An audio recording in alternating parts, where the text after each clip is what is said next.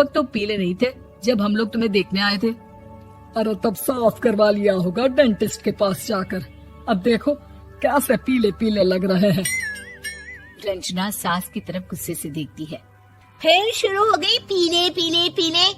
अरे पीले तो तब भी थे जब मेरे हाथ का रसगुल्ला उड़ा उड़ा कर खा रही थी और बोल रही थी, लड़की नहीं गुणों का खजाना दे रहे भाई साहब आप।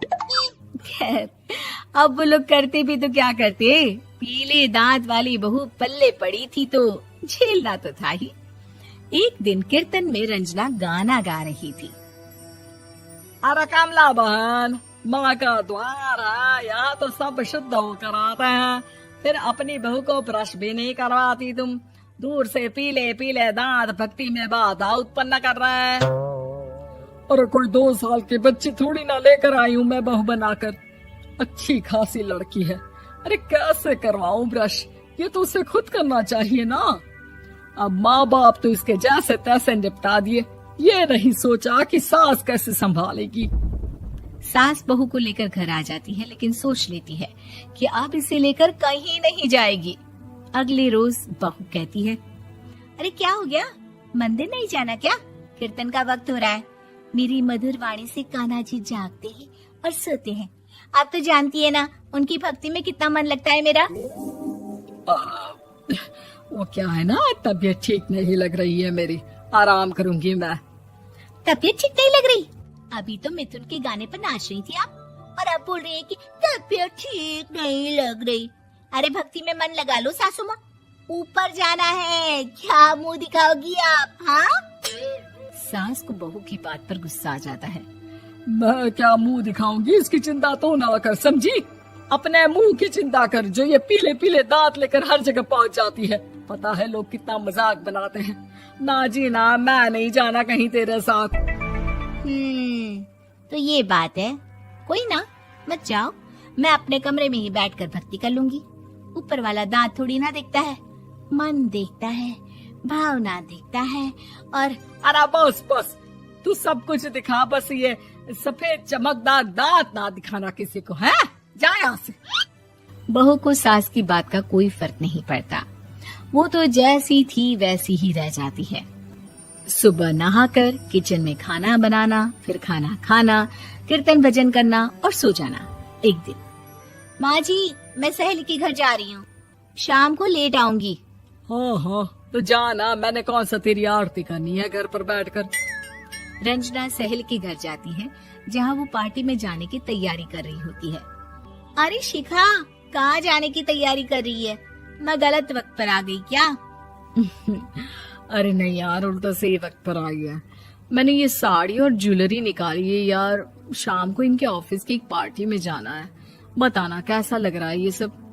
नहीं यार, इस ड्रेस के साथ तो वो वाली ज्वेलरी अच्छी लगेगी।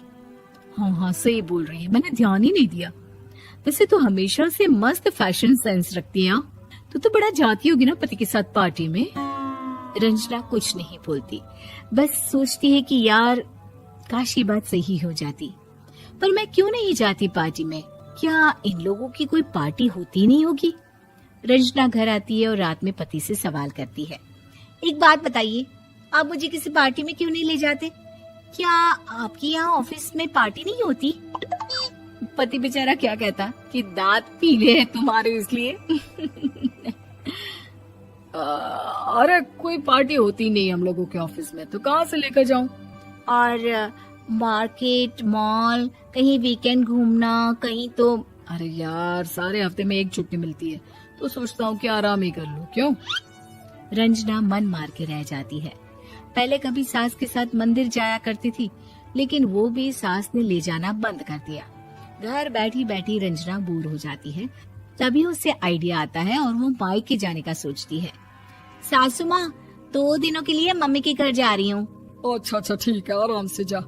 और हाँ, माँ से कुछ अच्छी आदत सीख कर आना कि कैसे शरीर के हर भाग की तरह दांतों की सफाई भी जरूरी होती है, समझी? शुरू हो गई ना आप?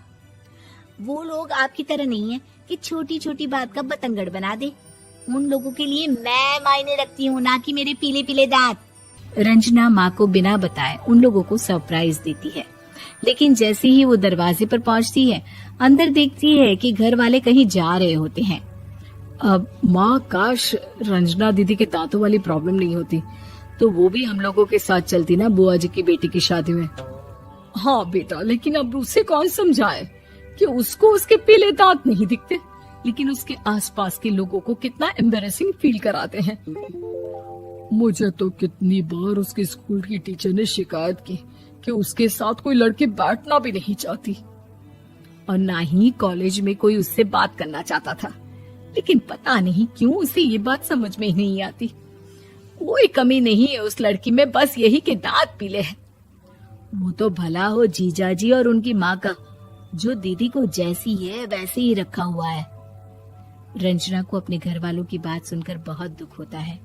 वो सोचती है कि वो क्या करे, लेकिन फिर वो सीधा डेंटिस्ट के पास जाती है, अपने दांत चमकाती है और कसम खाती है कि वो रोज ब्रश करेगी। अरे क्या हो गया, तुम तो 2 दिनों के लिए गई थी ना, पर कोई ना, अच्छा है चलो आ गई तो। रंजना सास के सामने आकर खड़ी हो जाती है और पूरी स्माइल करती है, उसके चमकदार दांतों को दिखाती हुई। है? चले मंदिर। माँ मुझे माफ कर दीजिए, मैंने आप लोगों को बहुत एम्बैरेसिंग फील करवाया। मैं आज से रोज ब्रश करूंगी।